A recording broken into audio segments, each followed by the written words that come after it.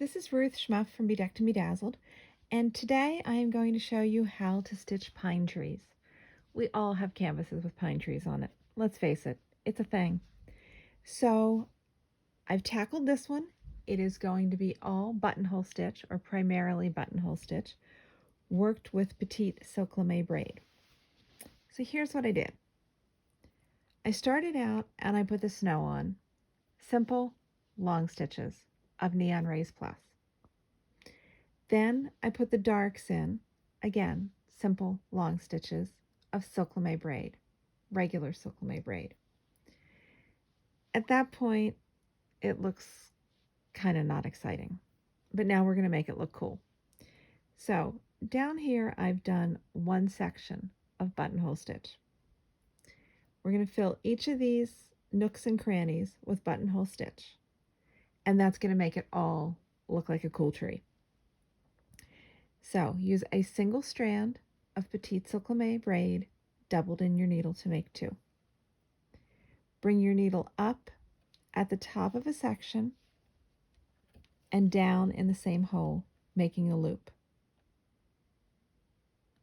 Bring your needle up in the center of the loop as though you were going to make a lazy daisy stitch.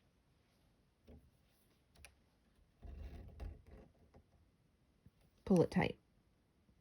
Before you anchor it, now we're going to start doing buttonhole stitch.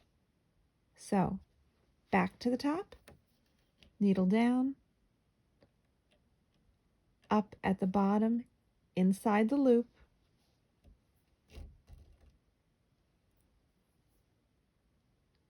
up at the top,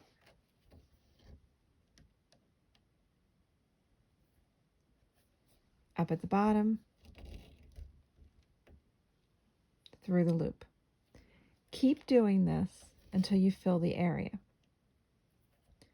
Now there's a couple little magic tricks here. First thing is you want these rows of the pine bough to look sort of curved. So we don't necessarily want just a perfectly straight row across each row of branches, so to speak. So as I go across here, and I'm just zinging along here,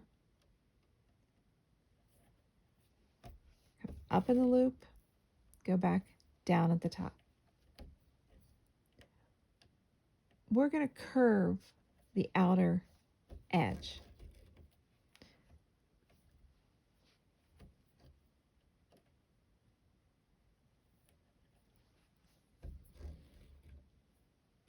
So I'm going to start sharing holes here, just so that we can manipulate where this row of stitches goes. And that little gentle curve there is just enough that it keeps it from looking too static. When you get to the end, we've brought our needle up in the last loop. That's where we take the tacking stitch and just go down. When you come up here, same thing. Begin with a loop,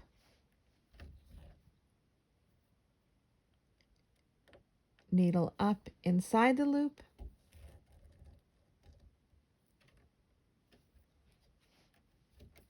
and just keep sharing holes at the top of the area so that your loops curve and they're all going to go back here, making a nice gentle curve. Now, here's the other little trick.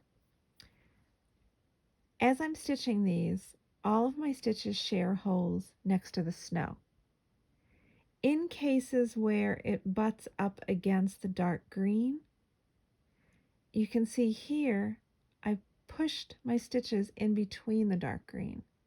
And that little trick, for lack of a better word, that little accent of the dark green meshing in with the lighter green is what makes it look more realistic and less graphic.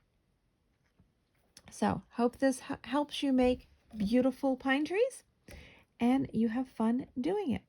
See you soon.